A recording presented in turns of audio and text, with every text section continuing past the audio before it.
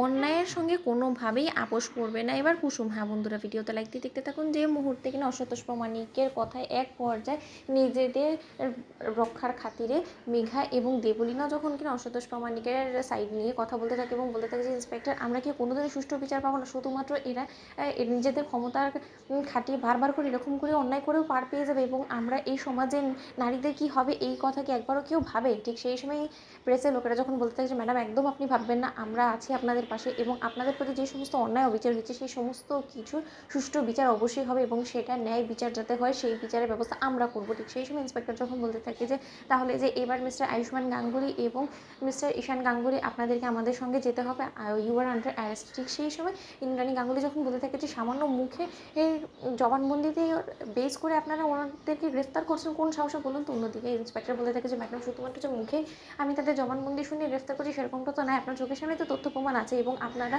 মেঘা এবং দেবলীনাকে নিয়ে যে সমস্ত মিথ্যাচারগুলো করেছেন সেই প্রমাণগুলো একটাও যে বাস্তবে মেল খাবে না সেটা আমরা খুব ভালো করে জানি। যে চাই আপনাদের যা কিছু বলার সেটা বরঞ্চ কোর্টে গিয়ে না হয় বলবেন। অন্যদিকে ইন্সপেক্টর যখন কিনা ঈশান এবং আয়ুষকে নিয়ে চলে যায় ঠিক সেই সময় অনুশ্রী বলতে থাকে যে কুসুম কিছু তো একটা করো, তুমি তো জাদুঘর, তোমাকে তো ঈশান জাদুঘর বলে তাহলে তুমি কিছুই করতে পারছো না। ঠিক সেই সময় অসন্তোষ প্রামাণিক যখন অসহায়ত্ব সুযোগটাকে কাজে লাগিয়ে ইন্দ্রাণী গাঙ্গুলির কাছে গিয়ে বলতে থাকে যে কি ইন্দ্রাণী গাঙ্গুলি খুব বেশি অসহায় লাগছে, তোমার দুটো ডানা ছেটে দিয়েছি, তোমার দু ছেলে তোমার দু নয়নের মণি দুজনেকেই আমি কারাগারের মধ্যে বন্দি করে ফেলেছি, এবার ওদেরকে ছাড়াবে তুমি কি করে বলো তো? এবার তোমার কাছে লাস্ট অপশন একটাই আছে যে আমি তোমাকে যেভাবে বলবো সেরকম করে তুমি আমার ইশারে নাচো, আমি তোমার হয়ে কাজ করে আমি তোমার ছেলেদেরকে বেকাসুর খালাস করে জেল থেকে ছাড়ানোর ব্যবস্থা করবো। ঠিক সেই সময় ইন্দ্রাণী গাঙ্গুলি এক পর্যায়ে অসহায় হয়ে পড়ে যখন কিনা নিজের ছেলেদের প্রাণ ভিক্ষা চায় অসন্তোষ প্রামাণিকের কাছে আঁচল পেতে, ঠিক সেই সময় কুসুম সেখানে গিয়ে বাধা দেয় এবং বলতে থাকে যে কোনোভাবেই আমার দেবীমা এত সহজে ভেঙে যেতে পারে না এবং অন্যায়ের সঙ্গে কোনোভাবেই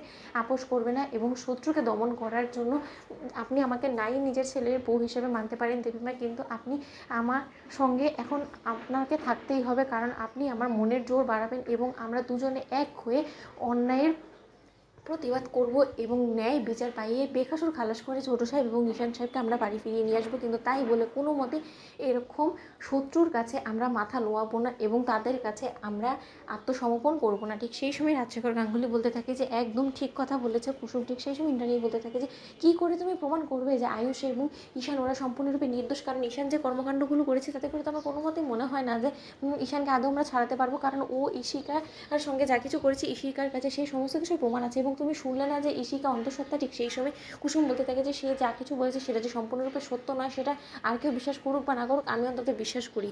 তো বন্ধুরা লাইক কমেন্ট শেয়ার করো, সাবস্ক্রাইব করতে ভুলো না।